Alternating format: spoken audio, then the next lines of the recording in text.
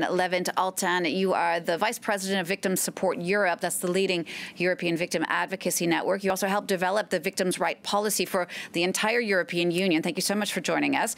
How important is it for victims, for their families, to continue to have these kind of ceremonies like the one that we just saw in Paris today? I can't really emphasize enough about how important it is. For victims, and when I say victims, there are many circles of impact. So we're not talking only about the people who are present, those who lost their lives, the injured ones, their family members and loved ones.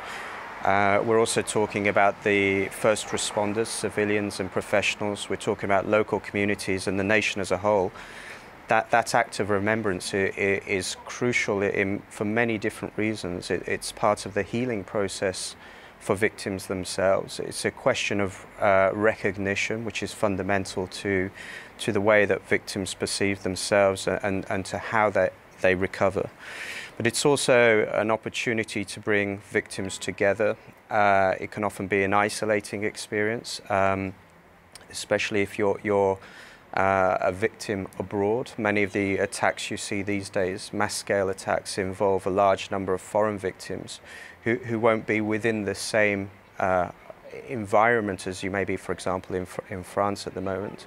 So it's an opportunity for victims to come together and to talk about their experiences with people who were there and who understand those experiences.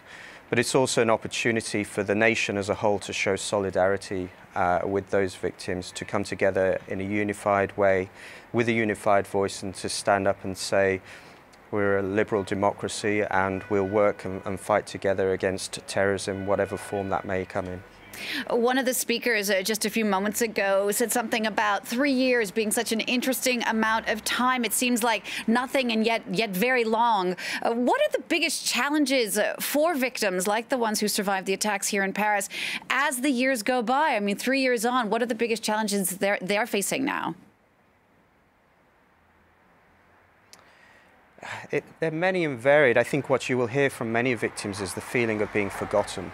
And it's easy, and as was recognised there, especially in today's culture of moving on very quickly from one event to another. It is easy to forget what they're going through. Many of these people are living with life-altering injuries or living with the fact that they've lost a loved one. And that doesn't go away from one day to the next. So there are many practical issues that they're dealing with, especially if they have physical injuries, emotional injuries, and there are people who continue to need different forms of emotional support and counselling.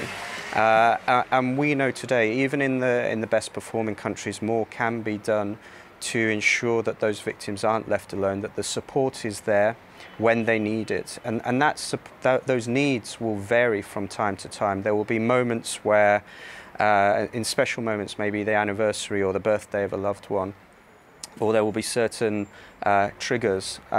Maybe there may be an event in a different country, but it reminds the person about what's happened to them. There'll be these different moments where victims have need of support, have need of help.